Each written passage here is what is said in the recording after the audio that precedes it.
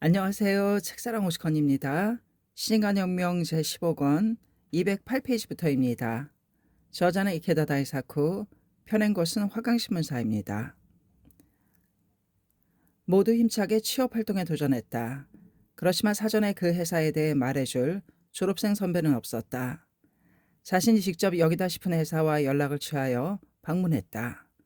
용기를 분발해서 스스로 투쟁을 일으키노라면 거기에 인간은 연마되어 자신을 빛낼 수 있다. 대기업은 일반적으로 채용할 대학을 미리 지정해 두고 있었다. 소카 대생이 회사를 방문해도 당신은 지정대학이 아니므로 채용 대상이 아닙니다라고 거절당하기가 일쑤였다. 그러나 소카 대생은 의연한 모습이었다. 알겠습니다. 저는 괜찮습니다. 그렇지만 후배들에게는 공평하게 채용 기회를 주지 않겠습니까? 우수한 후배들이 배출되고 있습니다. 아무쪼록 내년에 찾아오는 후배는 잘 부탁드립니다. 그 정신은 2기생에게도 3기생에게도 계승되었다. 이러한 소카 대생의 모습은 기업의 인사 관계자들의 마음을 강하게 감동시켰다. 그래서 중역회의에서 소카 대학교를 채용 범위에 넣는 기업도 있었다. 어디에 있든 다이아몬드는 다이아몬드다. 그 광채는 결코 사라지지 않는다. 그리고 반드시 언젠가 남의 눈에 띄게 마련이다. 아무튼 1기생은 개척 정신을 불태우며 취업활동에 과감히 도전했다. 이는 낭떠러지 절벽을 맨손으로 기어 올라가는 것처럼 혹독한 도전이라 할 수 있었다. 그리고 드디어 취직이 내정되었다는 소식을 받았다는 보고가 잇따라 취업부에 들어왔다. 신설대학 1기생으로서는 이례적이라고 할 정도로 인류 기업에 내정된 사람이 많았고 최종적으로 시험률은 100%를 달성했다. 또 이외에도 지난해에 이어서 공인회계사 시험에 2명이 합격한 것 이외에 외무공무원 상급시험, 외무시험에도 1명이 합격하여 커다란 화제가 되었다. 소카 대생들 중에는 유명 대학 학생과 나란히 앉아 함께 채용 시험을 치르고 1등 성적을 거두어 대학 평가를 크게 바꾼 사람도 있었다. 더 나아가 입사식에서 신입사원 대표로서 결의를 말한 사람도 있었다. 또 입사 후에 분투하는 모습을 본 상사에게서 당신을 보고 있노라면 소카 대학교에 대한 인식을 새롭게 해야겠다는 생각이 드는군요. 라는 말을 들은 여자 졸업생도 있었다.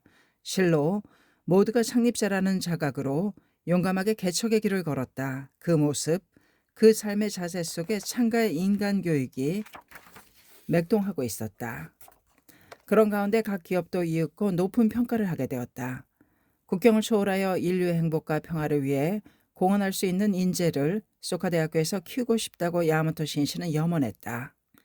1기생 중에 경제학부에서 공부하는 김민혜라는 제일 한국인 여학생이 있었다. 그 여학생은 철이들 무렵부터 한국 사람인 부모가 어째서 일본에 왔는지 의아스럽게 여겼다. 부모는 그 경위를 딸에게는 결코 이야기하려 하지 않았다. 아버지는 아무것도 말하지 않은 채 중학교 1학년 때 돌아가셨다. 조선민족이 한일 병합 이래로 일본인에게 당한 무도한 역사를 김민혜가 안 것은 중학교 3학년 무렵이었다. 깜짝 놀랐다. 그리고 분노가 치밀었다. 그 붕괴는 어느 사이인지 일본인에게 대한 혐오감으로 되었고 증오감마저 들었다. 고등학교 3학년 때의 김민혜는 중증 결핵에 걸려 치료를 위해 입원한다. 그곳에서 알게 된 학현에게서 불법에 관한 이야기를 듣고 입회했다. 창제에 면료했다. 의사가 놀랄 정도로 증세가 호전되었다. 태어난 김민혜는 고등학교를 졸업하자 오카야마를 떠나 도쿄로 왔다. 언니 집에 기거하며 대학 진학을 위해 수험 공부에 열중했다. 김민혜가 있는 곳에 여자분화 대학부 선배가 격려차 자주 찾아와서 소카대학교가 개교한다는 소식을 알려주며 진학을 권했다. 김민혜는 회장인 야마토 선생님이 창립한 대학이라면 들어가 공부해보고 싶어 시험을 치르고 합격했다. 1기생이 된 김민혜는 창대제 등에서 창립자를 접하고 그 사상과 삶의 자세를 배우게 되자 신씨를 깊이 존경하게 되었다. 내 생애의 스승을 만난 거야 라고 그녀는 생각했다. 그러나 그 생각과 더불어 김민혜의 가슴에는 갈등이 일었다. 이대로 일본에 있는 대학에 동화하는 것은 한국인에 대한 배신행위가 아닐까 하는 생각이 들었다. 김민혜는 그 고민을 대학 교수에게 이야기했다. 이 교수는 신씨와 간담한 기회에 그 여학생의 상황을 보고했다. 신실은 대답했다. 민족의 역사 때문에 그 학생은 고뇌하며 괴로워하고 있군요. 내가 만나서 대화하지요. 괴로워하는 사람이 있으면 결코 간과하지 않고 즉시 행동한다. 바로 이 점이 없으면 인간주의는 없다. 신실은 이윽고 3기생을 맞이하는 1973년 3월 말 소카대학교를 빌려 개최한 학회 해합에 참석했을 때 몇몇 학생들을 만나는 기회를 가졌다. 그 자리에 김민혜도 초대했다. 신실은 미소를 띠며 김민혜 학생에게 말을 건넸다. 김민혜 학생에 대해서는 들어서 알고 있습니다. 인간이 인간이라는 관점에 입각하면 어떤 국적이라든지 민족이라든지 하는 것은 문제가 안 됩니다. 하찮은 것입니다.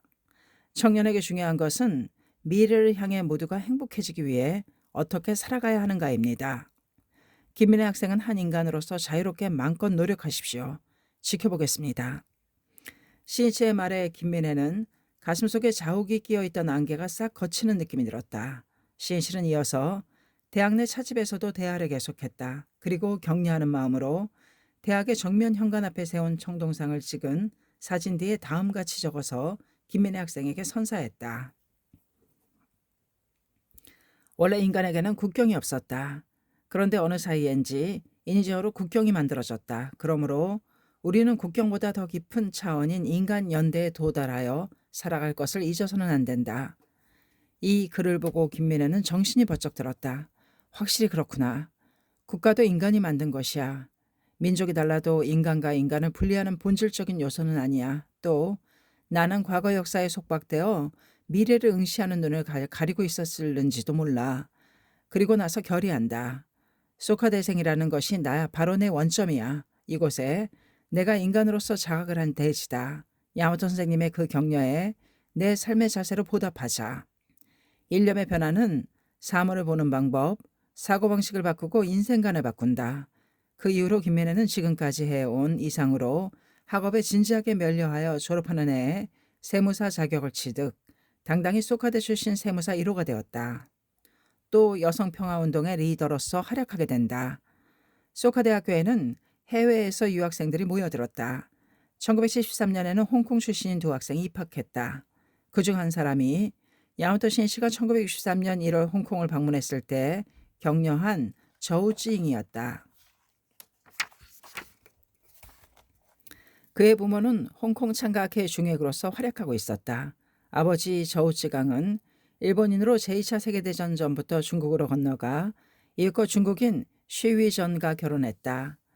결혼 후 곧 종전을 맞았지만 일본군의 잔악한 모습에 분개한 그는 전후에도 중국에 남아 중국인으로서 살아가겠다고 결심했다.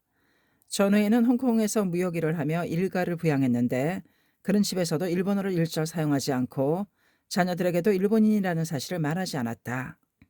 전쟁의 상처 자국이 사람들의 마음에 깊이 새겨진 반일 감정이 격심한 시대가 계속되었던 만큼 일본인이라는 사실이 알려지면 생명의 위험조차 따랐기 때문이다.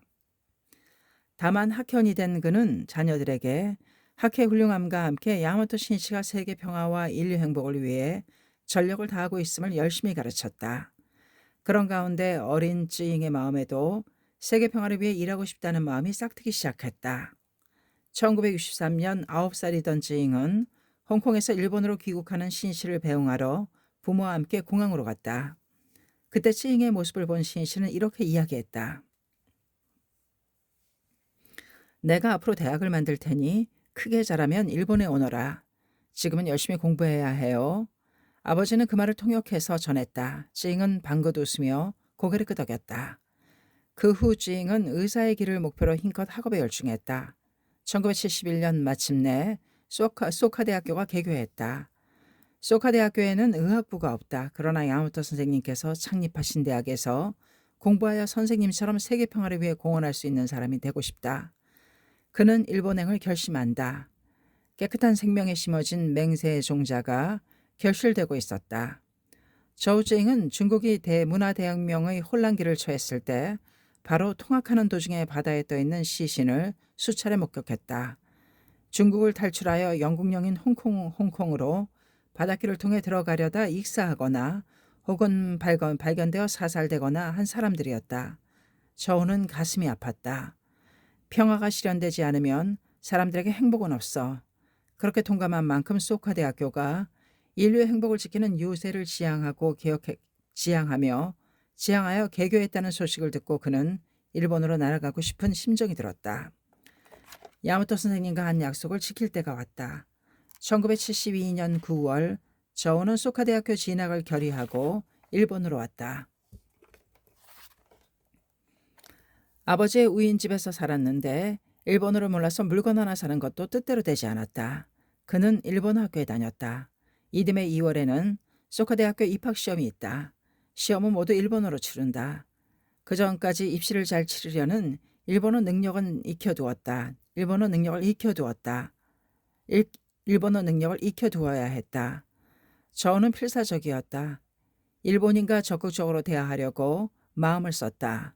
두꺼운 이란 사전을 찾아가면서 야마토 신시가 소녀용어로 쓴 저서를 일심불란하게 독파했다. 일본 노래도 외웠다.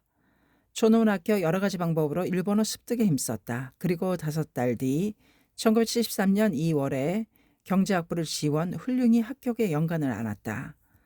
면학은 자기 자신과의 싸움이다. 이제 이 정도면 된다고 타협하는 마음을 타파한 자가 최후의 승리자가 된다. 그리고 또 한 사람 홍콩에서 온 여성 전 판팡도 합격했다. 야마토 신시는 두 사람의 입학을 진심으로 축하하고 교직원에게도 잘 보살펴주기를 부탁했다. 이듬해 1월에 신시가 홍콩대학교와 홍콩중문대학교를 공식 방문하기로 결정되었다. 신시는 그때 두 사람을 홍콩에 데려가고 싶다고 생각했다. 가족에게 일본에서 보내는 생활도 이야기하고 싶을 게 분명하다. 그러나 자비로는 여비를 마련하기가 힘들 것이라는 배려에서였다. 신시는 저우찌잉이 세계 평화에 공헌하고 싶다는 뜻을 가지고 소카 대학교에 온 것을 알고 있었다. 그렇기 때문에 애써 배운 일본어 능력을 살려줄 겸 통역 일을 맡겨보자고 생각했다. 평화라 해도 그것은 인간과 인간의 대화에서 시작된다. 대화를 위해서는 뛰어난 통역의 존재가 중요하기 때문이다. 저우와 전팡팡은 창립자와 함께 홍콩에 돌아가는 것이 기뻤지만 긴장도 했다. 신시 홍콩 방문은 1월 26일부터 31일까지 5박 6일이었다. 저우의 일본어는 아직 더듬거리는 데가 있었다. 그러나 신시는 다양한 상황에서 그에게 굳이 통역을 맡겼다. 어학은 실제 경험을 쌓고 체험을 거듭 축적해야 비로소 진정한 실력이 붙기 때문이다. 그의 아버지인 저우찌강은 아들이 필사적으로 통역하는 모습을 흐뭇해하며 보고 있었다. 아버지가 아들에게 말했다. 야마토 선생님께서 홍콩에 데려와 주시다니 정말 잘 됐구나.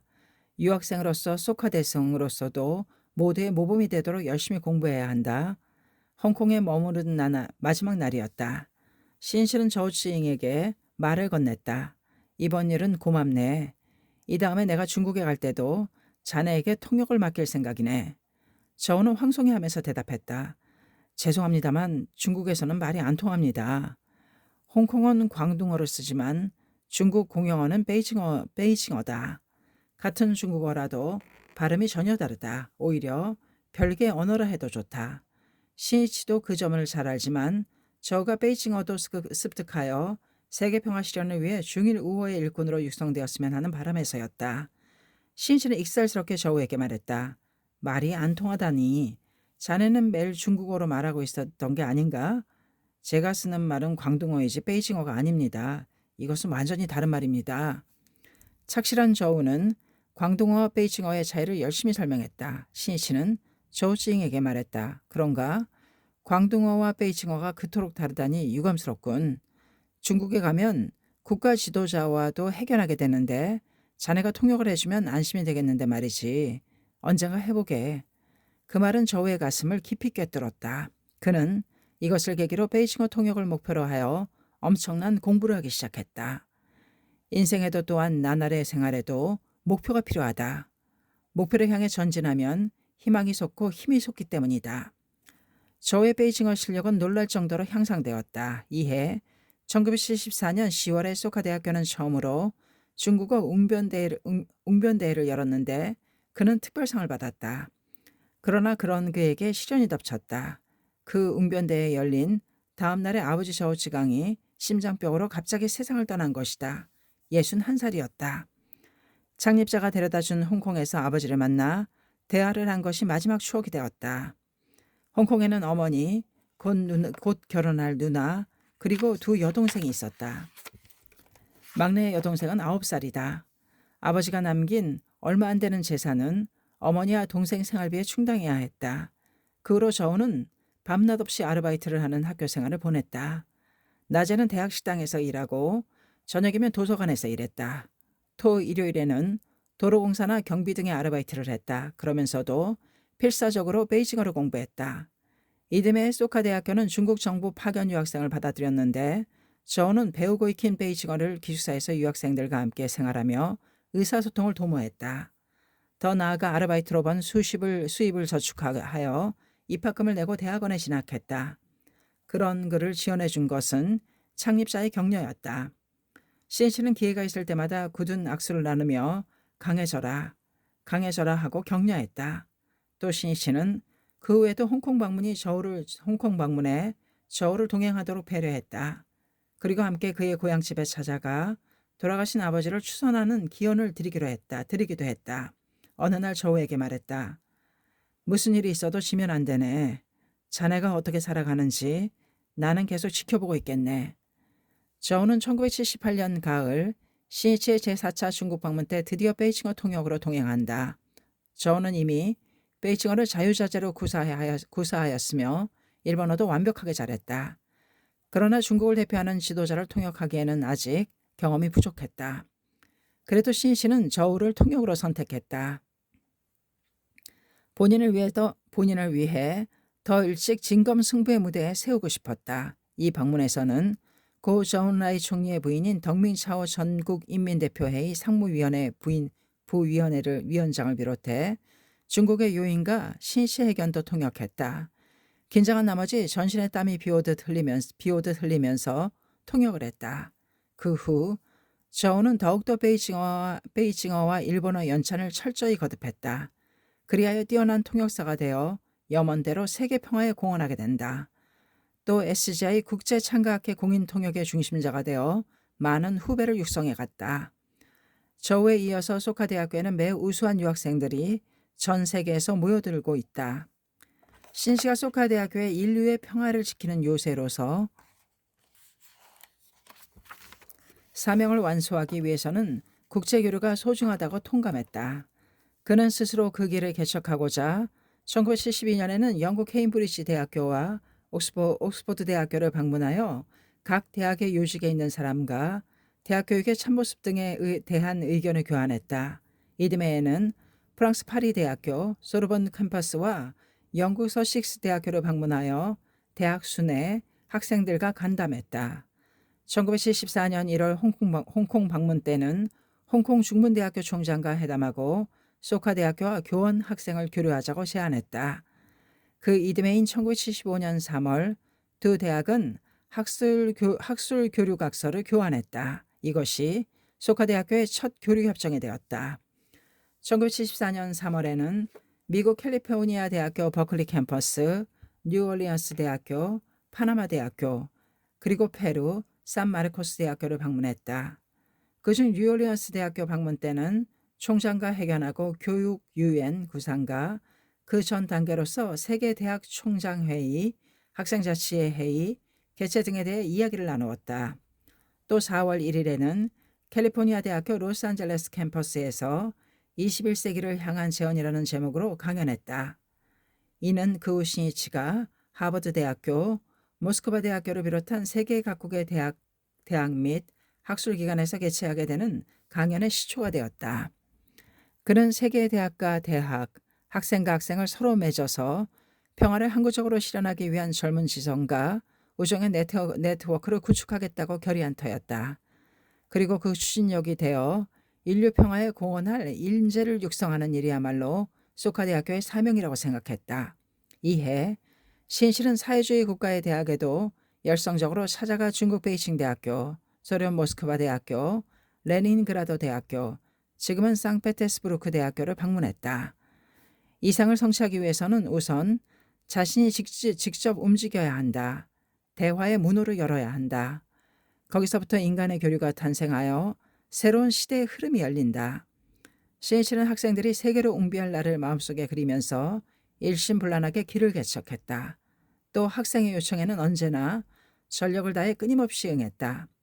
제4회가 되는 1974년 입학식에서는 학생들의 요청에 응해 창조적 생명에 대해 기념 강연을 했다. 또 6월에 열린 제3회 다케야마 축제에도 참석했다. 첫 중국 방문을 끝내고 막 돌아온 때이기에 바쁘기 그지없었지만 없는 시간을 쪼개어 일정을 조정했다. 신이치 얼굴에는 거뭇거뭇한 자국이 10개 드리워져 있었다. 피로가 쌓이고 쌓였던 것이다.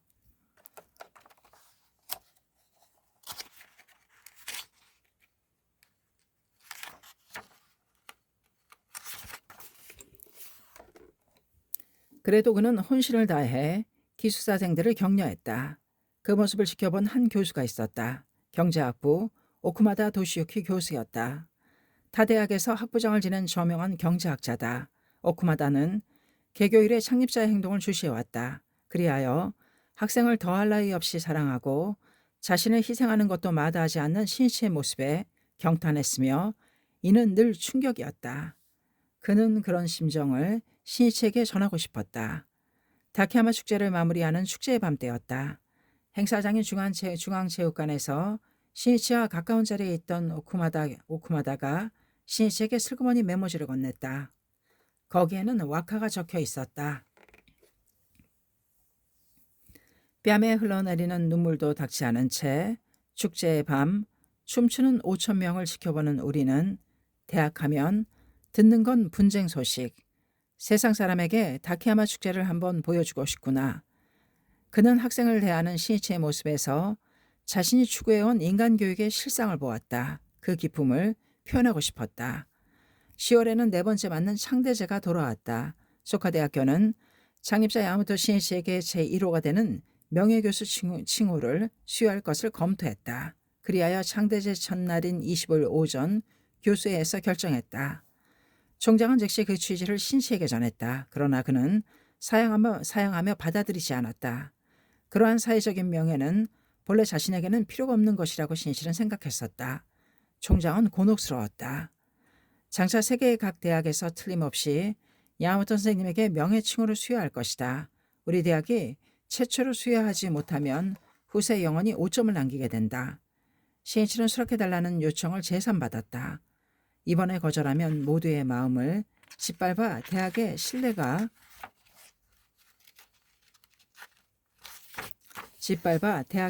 되리라. 받아들일 수밖에 없을지도 모르겠구나.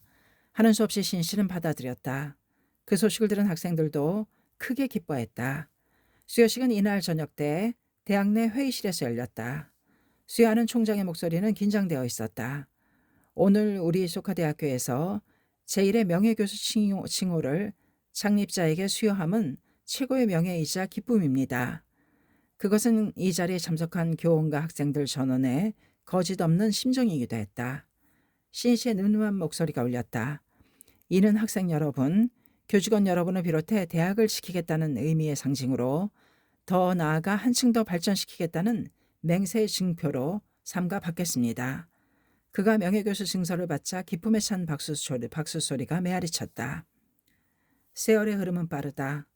특히 청춘 시절이라는 황금의 때는 눈 깜짝할 사이에 지나가 버린다. 그러므로 후회 없이 감투하는 나날이어야 한다. 자랑스럽구나 영지와 사명의 소카대학교. 이는 소카대생에 대한 야마모토 신이치의 마음이었다. 소카대 1기생도 입학 이래 이미 4번의 성상이 지나 졸업을 맞이하고 있었다. 건설의 청춘이었다. 도전의 청춘이었다. 고투도 있었다. 눈물도 있었다. 그러나 우정이 있고 환희가 있었다. 그 속에는 자신을 완전 연소한 사람만이 바라는 승리의 청춘의 빛남이 있었다. 졸업을 맞는 학생들은 소카대 출신의 긍지를 가슴에 안고 또다시 새로운 도전의 결의에 불타올랐다. 신이치는 제1의 졸업식이 다가오자 일기생에게 조금이나마 격려가 되었으면 하고 자신의 장소에서 고른 책을 대표에게 기념으로 주자고 생각했다. 그가 골라낸 책 중에는 청춘 시절에 읽었던 추억이 가득한 철학서적이 있는가 하면 자신의 저서도 있었다. 또 외국 서적도 있었다. 신인실은 일기생이 전년 가을에 만든 기념문집 초창을 옆에 두고 한 사람 한 사람의 얼굴 사진을 생명의 새기듯이 뚫어지게 바라보았다. 그리고 또 모두가 쓴 문장을 정성 들여 다시 읽었다.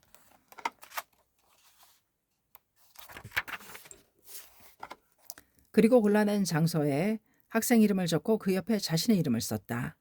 때로는 격려하는 말 한 구절을 쓰기도 했다. 신실은 일기생의 입학식에 참석하지 못해 서운하게 만들어버린 점을 아직까지도 미안하게 여기고 있었다.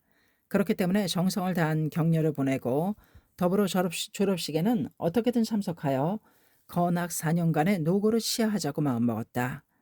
그는 일기생의 이름을 적으면서 마음속으로 외치며 기원했다. 소카대학교에 와줘서 고맙네. 평생 나와 함께 길을 계속 열어주게나. 자신의 영광을 위해 후배들을 위해 결코 지지 마라. 그는 그 책들을 대학에 보내 학생들에게 전하도록 부탁했다. 졸업을 앞두고 신이치가 선사한 책을 받아든 일기생들은 모두 눈시울을 붉혔다. 창립자의 마음이 강하게 울려 퍼졌다. 소카대학교 제1회 졸업식을 거행한 1975년 3월 22일은 아름다운 푸른 하늘이 펼쳐져 있었다. 저 멀리 맞은편에는 미래를 향해 새 출발하는 일기생을 축하하기라도 하듯 백설의 후지산이 빛나고 있었다. 행사장인 중앙체육관은 첫 졸업생을 축복하고자 모인 교직원, 이사, 내빈, 부모, 그리고 재학생들로 가득 차 열기가 넘쳐 흘렀다. 4년 전의 입학식에는 2층 자리 대부분이 공석이어서 한산한 인상이 들었다. 그러나 지금은 졸업생을 축하하는 수많은 후배들이 있었다. 장가 교육으로 육성된 인류의 행복과 평화를 구축할 영재의 제1진이 이윽고 사회로 힘차게 진출한다. 정호전 신이치가 장래의 모습을 나타내자 뜻밖의 환호성이 터졌다. 창립자 야마토 스님께서 참석하셨다. 졸업생들 중에는 입학식 때를 회상하는 사람도 있었다. 그날 창립자는 참석하지 못했다. 아니, 첫 해는 창대제 이외에는 공식적으로 대학을 방문하는 일조차 없었다. 그것은 유감스러운 일이긴 했으나 결과적으로 봐서 그 일이 우리에게 파이오니아의 자각을 그 자체가 야마토 선생님의 훈육이었을지도 모른다. 일기생 대다수는 그렇게 실감했다.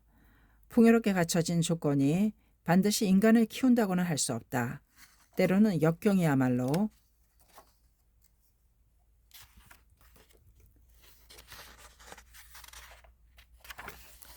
역경이야말로 최고의 교사가 된다.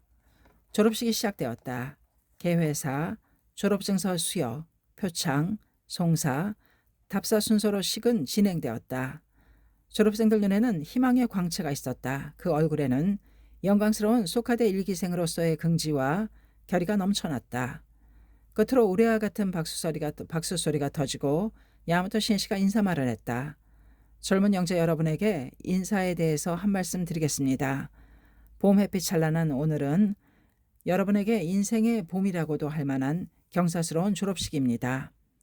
신시는 먼저 졸업생들을 진심으로 축복하고 아울러 교직원에게도 깊은 감사의 뜻을 표했다. 그리고 저마다 진로는 달라도 다부진 복운의 청춘이여라며 감개무량한 마음으로 호소했다.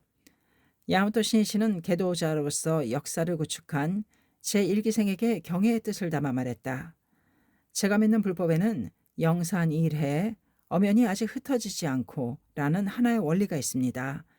이는 알기 쉽게 풀어서 말하면 흩어졌으나 아직 흩어지지 않았다고 하는 불가사의한 원리입니다. 졸업해서 따로따로 떨어지는 것은 흩어져가는 모습이라고 할 수 있습니다. 그러나 여러분은 평생 소카대학교에 일해 엄연히 아직 흩어지지 않고 라는 마음으로 꿋꿋이 살아갈 것을 이 자리에서 굳게 약속하면 어떨지 제안하는 바입니다만 어떻습니까? 모두가 큰 박수로 응했다. 우리는 어디에 가더라도 창립자 슬하에 모인 영광스러운 소카대 일기생이다. 평생에 걸쳐 굳건하고 강한 우정으로 맺어진 영원한 벗이다. 그것이 전체 졸업생의 심정이었다. 이른바 신시의 제안은 모두의 마음을 대변하는 것이었다고 할 수 있다. 계속해서 그는 스승인 노다조세이에 사회에서 신념이 있는 사람을 이라는 말을 전하며 현실 사회에서 건실하게 살아가는 데는 올바르고 깊은 신념을 견지하는 것이 중요하다고 말했다. 또 인생을 성공하는 열쇠로서 금전 문제에는 결코 정의감을 무너뜨리지 말고 이성 문제에는 신중하고 현명하게 임하며 직장에서 인사 문제로 괴로운 일이 있어도 인생 수행이라고 받아들이는 것이 중요하다고 호소했다. 이어서 대학을 졸업한 다음은 스스로 자신을 교육하는 평생 교육 코스에 들어간다고 말하며 몇 살이 되어도 향학심을 계속 불태우는 것이 필요하다고 강조했다. 그리고 다음과 같이 말을 끝맺었다. 배우는 것은 충전이고 그것을 쓸모있게 하는 것은 발전입니다. 일생 동안 이 충전과 발전을 끊임없이 반복할 수 있으면 그 사람은 반드시 인간으로서 승리자가 될 것입니다. 아무튼 21세기를 담당할 전도유망한 여러분, 저는 여러분의 건강 그리고 장수를 기원하며 영광스러운 새 출발을 축하합니다. 그런 미래를 향해 용감하고 활기차게 첫 발을 내딛기 바랍니다. 노도를 연상케 하는 그 박수 소리가 언제까지고 그칠 줄 몰랐다. 교가 합창으로 졸업식은 끝났다. 신실한 무대 뒤로 퇴장하지 않고 단상 아래로 내려갔다. 그리고 맨 앞줄에 나란히 앉아있는 졸업생들에게 손을 내밀어 한 사람 한 사람에게 말을 건네면서 굳은 악수를 나눴다. 건강하세요. 무슨 일이 있어도 지지 말고 여러분을 평생 잊지 않을 겁니다. 소카 대생의 긍지를 잊지 말고 네 하는 대답하는 졸업생들은 손에 힘을 주었다. 눈에 눈물을 글썽이며 신이치의 손을 양손으로 꼭 쥐는 청년도 있었다.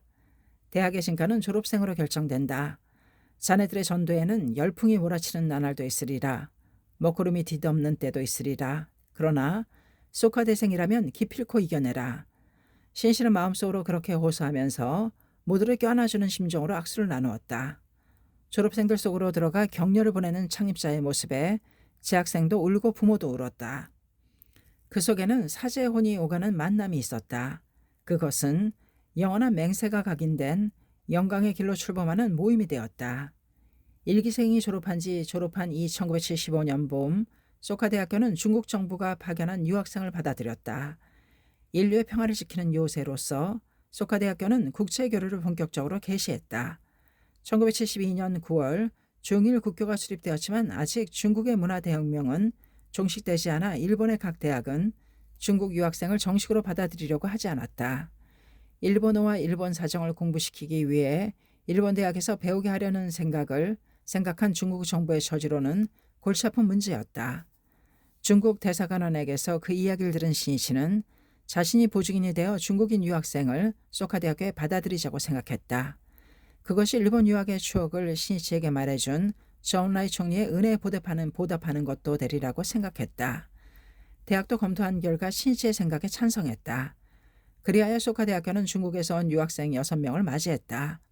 일본 대학이 정식으로 중국 유학생을 받아들인 것은 중일 국교 정상화 이후 처음이었다. 이 1975년 5월 야마토 신이치는 모스크바 대학교를 방문하여 동서문화 교류의 새로운 길이라는 제목으로 강연했다. 또 그때 이 대학에서 명예박사 칭호를 받았다. 그리고 이때 소카대학교와 모스크바 대학교 간의 교류 협정을 맺었다.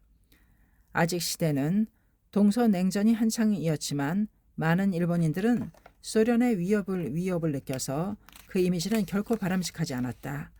그렇기 때문에 신이치는 차세대를 위해 교육교류를 추진하여 불신을 신뢰로, 반목을 우정으로 바꾸자고 힘껏 노력했다. 소카대학교의 학술 교육 교류는 그 후 세계 각지로 확대되었다. 그 수는 2005년 10월 현재 42개 국가, 지역 92개 대학에 이른다. 1976년 봄 소카대학교는 유학생을 위해 별과 일본어 연수 과정을 개설했다. 별과정에는 이학 박사 와카마 마사미스 교수가 취임했다. 미국과 캐나다에서 11년간 연구를 계속했고 캐나다 매니토바 대학교에서 부교수를 지낸 수학자다. 소카대학교에는 유학생을 모두가 원조하여 우정을 맺으려는 기운이 넘쳤다. 최초로 중국에서 온 유학생 중에는 일본 생활 아래 적응하지 못해 건강이 나빠진 사람도 있었다. 의논 끝에 기분 전환이 되었으면 하는 뜻이 있는 몇몇 소카대생과 유학생이 함께 농사일을 하기로 했다. 그 농장 개원식에는 신이치도 참석해 중일 우이 농장이라고 명명했다. 신이치는 일찍이 일본에 유학하여 센다이 의학전문학교에서 공부한 중국의 위대한 문학가 루신과 지도교관이던 후지노 겐쿠로의 교류를 마음속에 그렸다. 두 사람 사이에는 민족이나 국가의 벽을 초월한 인간과 인간의 따뜻한 마음이 오가는 만남이 있었다. 시인실은 소카대 교원 학생과 유학생 사이에도 그러한 우정이 생겨 우호의 거목으로 성장하기를 강하게 염원했다. 별가 개설 이후로 별가에서 공부한 유학생이 약 1900명, 2005년 10월 현재 1900명에 이른다. 그리고 신씨의 염원대로 국경을 초월한 우정의 연대가 겹겹이 쌓여갔다. 이런 결합이야말로 21세기 인간주의 연대의 주축으로 빛날 것이다. 소카대학교에서는 많은 학생들이 교환 유학생으로서 세계 각 대학에 유학했다. 그 소카대생들은 자신들이 파이어니어라는 자각으로 엄청난 공부를 거듭했다. 그리하여 그 속에서 닦은 어학 실력 등을 살려 평화의 가교가 된 사람도 적지 않다.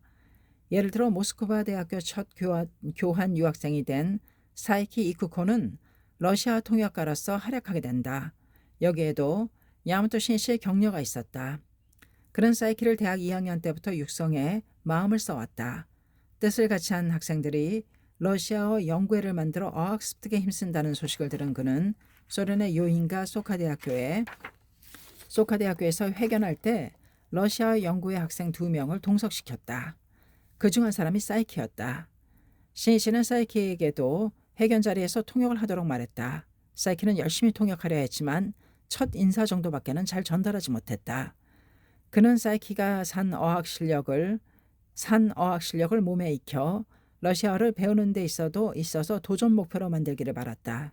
이것을 계기로 사이키는 매우 열심히 공부하기 시작했고 모스크바 대학교 교환 유학의 길이 열리자 그 제1호가 되었다. 엄동슬한의 모스크바는 영하 20도를 밑돌았다. 난 파이오니아다.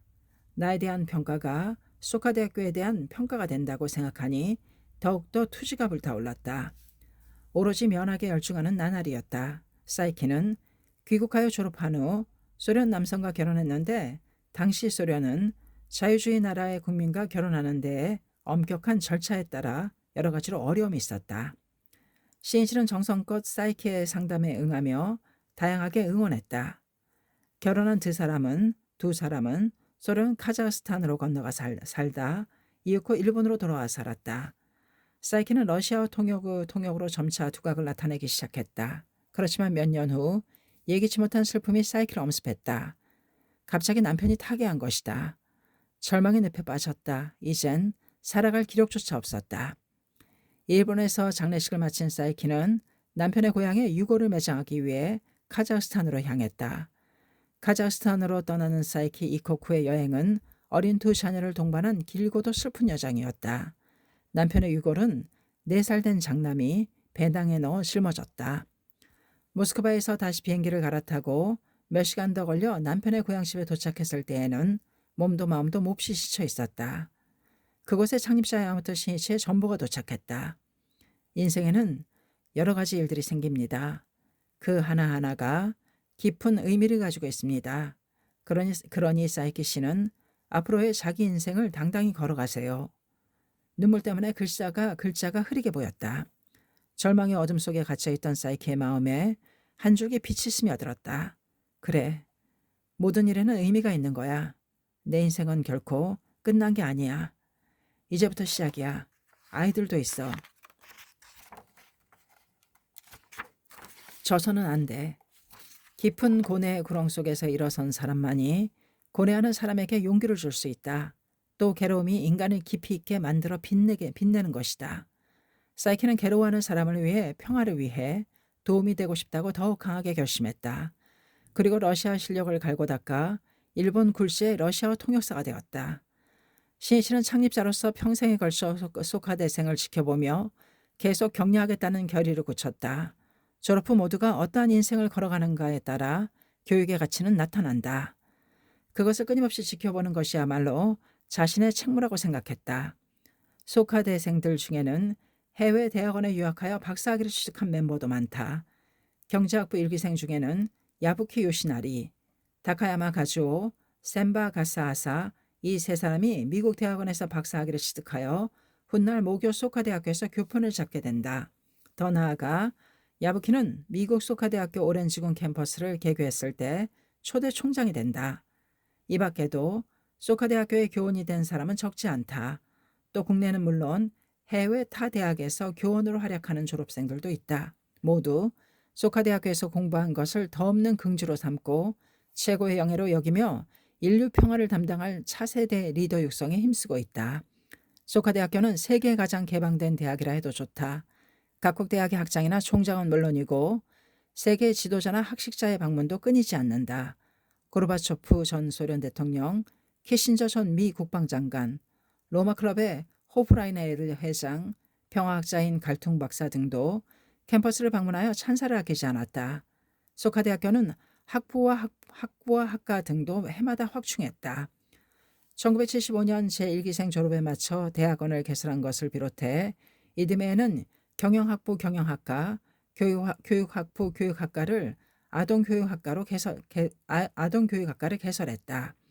이에는 개교 이래 염원인 통신교육부를 개설해 연령, 거주지 등에 상관없이 배움의 장, 평생의 교육의 장을 열었다.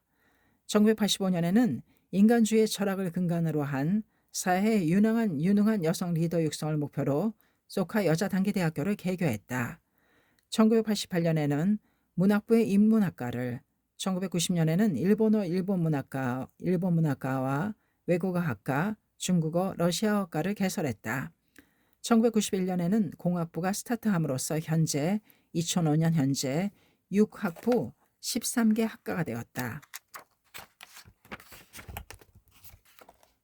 또 중앙도서관을 비롯해 기념강당, 본부동 등의 시설도 잇따라 완성했다. 그리고 드디어 2004년에는 사법제도 개혁에 부응하여 새로운 법조인 양성을 위한 법과대학원이 개교했다. 한편 미국에서는 1987년부터 소카대학교 로스앤젤레스 캠퍼스를 개교했다.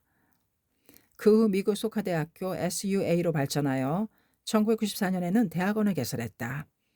또한 2001년에는 오렌지군 캠퍼스를 오픈하여 미국 소카대학교에는 교양대학으로 인류 평화를 창조하는 세계 시민을 육성하고자 출범했다. 교육의 길은 영원한 개척이다. 이 세상에 불행이 있는 한 교육을 개척하는 갱이질을 절대로 쉬어서는 안 된다. 불행을 극복하는 것이야말로 교육의 진실한 목적이자 사명이기 때문이다. 인간의 일생은 너무나도 짧다. 그러한 인간이 미래를 위해 할 수 있는 가장 존귀한 작업은 다음 세대를 창조할 사람을 키워서 남기는 일이다. 야마토 신시는 격동하는 세계에 혼미한 미래를 주시하면서 국가와 민족 그리고 이데올로기의 테두리를 초월하여 세계 시민으로서 인류의 이익을 위해 일어설 새로운 평화의 리더를 만들어야 한다고 생각했다. 또 민중 한 사람 한 사람이 행복하기를 바라고 민중에게 봉사하는 인간주의 리더를 육성해야 한다고 결의한 터였다. 그런 까닭에 그는 학교 건설을 단행했다. 소카대 출신이 어떻게 되는가? 소카대학교가 어떻게 되어지는가? 어떻게 되어가는가? 바로 이것만이 자기 인생의 총결산이라고 그는 생각했다. 교육이라는 거목은 하루아침에 자라지 않는다. 오랜 세월이 필요하다. 신시는 그의 목숨이라고 해야 할 소카대생에게 한없는 기대와 신뢰를 전폭적으로 아끼지 않았다. 내게는 소카대생이 있다. 만약에 투쟁하다 쓰러진다 해도 소카대생이 일체를 이어받아 발전시켜 주리라. 그렇게 생각하니 용기가 솟구쳤다. 힘이 넘쳐 흘렀다. 어떠한 시련도 견뎌낼 수 있었다. 어떠한 고통도 미소를 머금고 극복할 수 있었다. 그는 소카대생의 성장을 기념하며 30년, 50년, 100년 앞을 마음속에 그리면서 달리고 또 달렸다. 대학에 개교한 지 벌써 30여 년이 지났다. 여자 단대와 통신교육을 포함해 6만 명 가까운 소카대생이 사회로 진출했다. 교육계에도 4천 명 이상이 웅비하여 봉추 육성에 혼신의 힘을 기울이고 있다. 2005년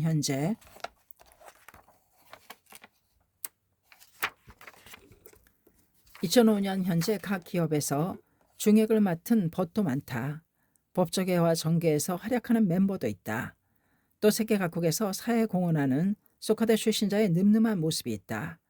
신씨가 손수 목숨 걸고 길러낸 인재의 수목은 지금 단단히 뿌리를 내려 푸르디푸른 잎이 무성하게 우거졌다. 무럭무럭 자라는 소카의 거목이여, 영원하여라. 우리 소카대학교여. 나는 목숨이 다할 때까지 소카대생을 위해 기필코 길을 계속 열어가겠다. 교육의 승리야말로 인간의 승리이기 때문이다. 소카대생이여, 꿋꿋이 살아라. 승리하라. 이 일생을. 신인간혁명 제15권 304페이지까지였습니다. 감사합니다. 책사랑 오죽헌이었습니다.